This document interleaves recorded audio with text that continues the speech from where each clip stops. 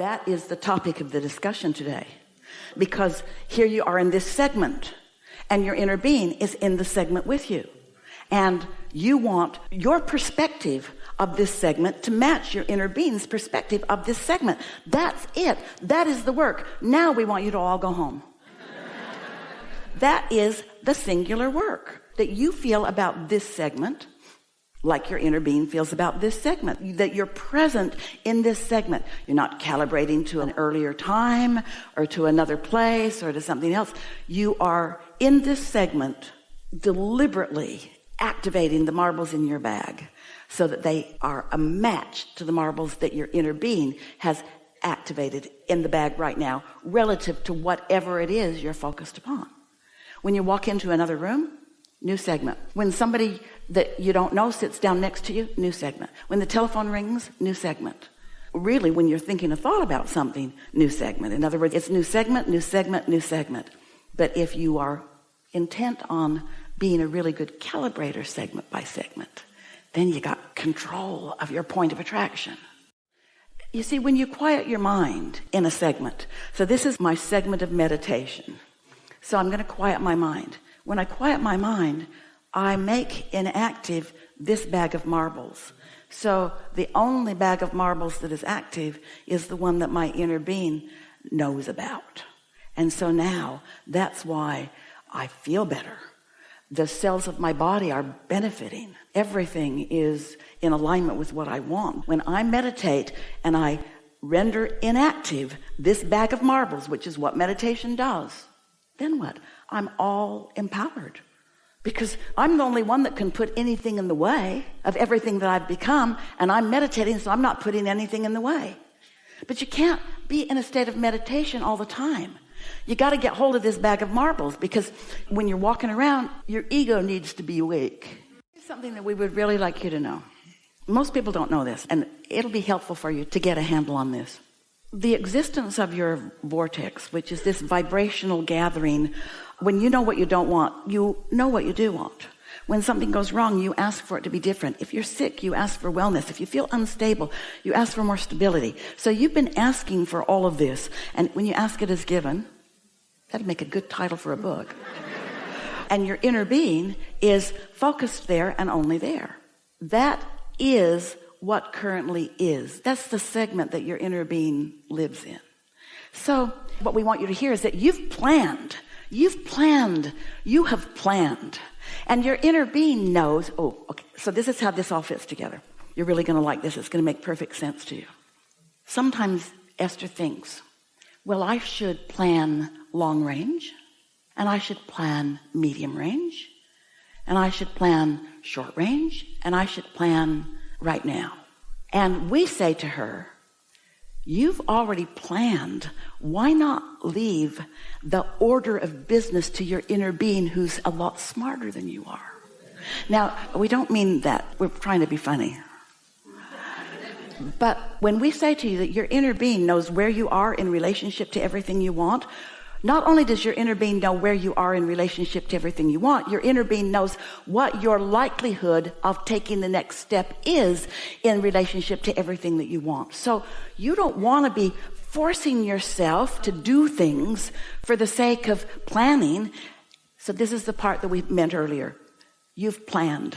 It's in your vortex. And so if just for a little while, you will let your singular intention be to calibrate to your inner being, to calibrate to your inner being, to calibrate to your inner being. Focus on whatever it is that feels good.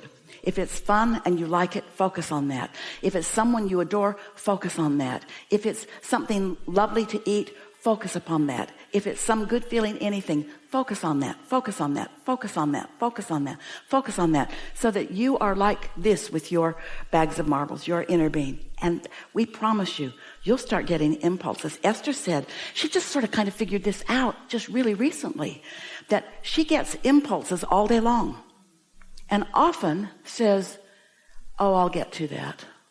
And then it occurred to her, wait, if I'm getting this impulse, if I'm getting this feed from my inner being, that means that my inner being knows that there's something of value along this path for me to do this now.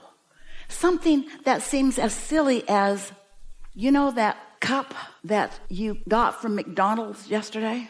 That you dumped out and left on the counter in the garage? Go get that and put it in the trash. Oh, it's trash day. Or, oh, there's someone at my back gate that's pushing a button that doesn't work. They need to tell me about something because I've got a sprinkler that's leaking into the street. So they're pushing a button and it doesn't work.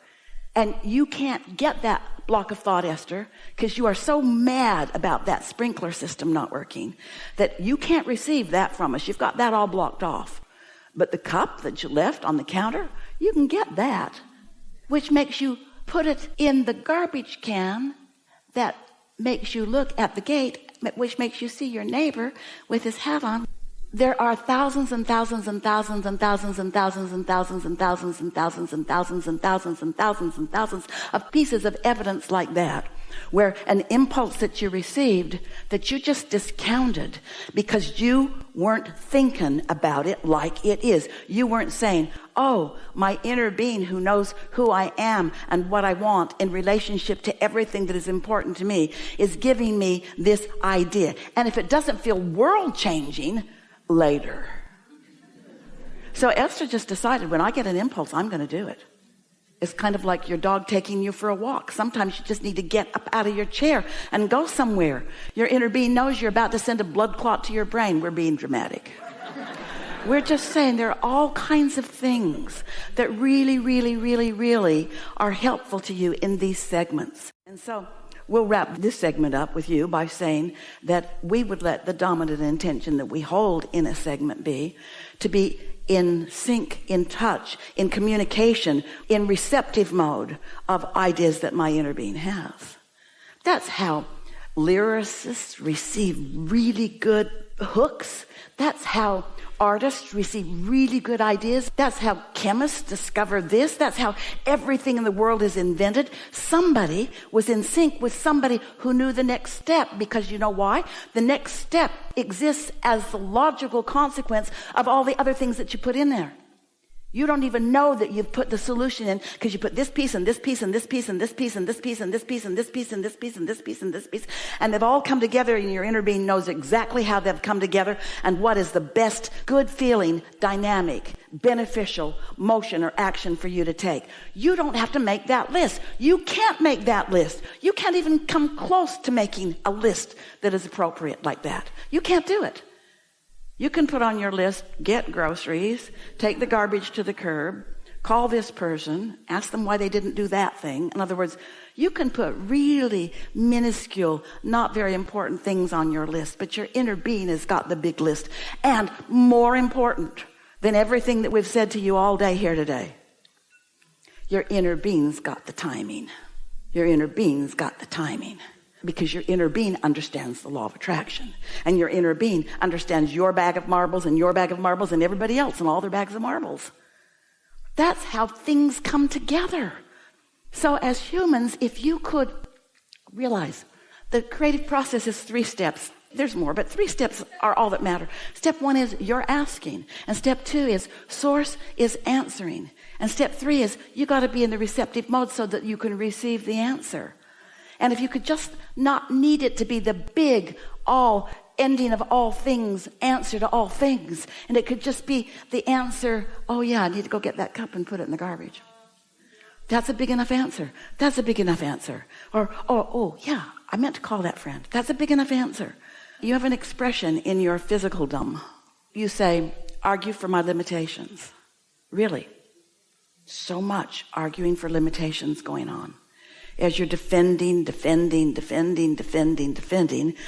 than listening.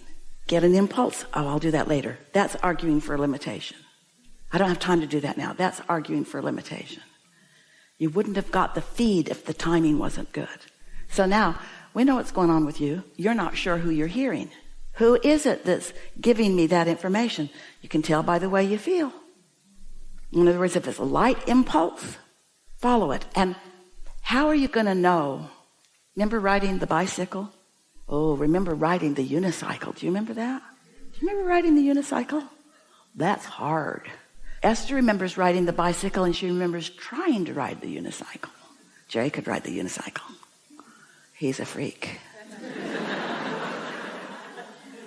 But do you remember how you didn't gain your balance until you didn't have it quite a bit? This following these impulses and figuring out where's the impulse coming from. It's like that. You're going to have to do it a bit to figure out where the impulse is coming from. But it won't take long. You'll be able to connect the dots. When you follow the impulse and it leads to something important, connect those dots. And you'll remember that feeling. You'll remember what that felt like. There is a visceral, cellular memory of what emotions feel like when they line up with your inner being. It feels bad when your thoughts don't line up with your inner being's thoughts. And it feels good when your thoughts line up with your inner being's thoughts. It's just that way.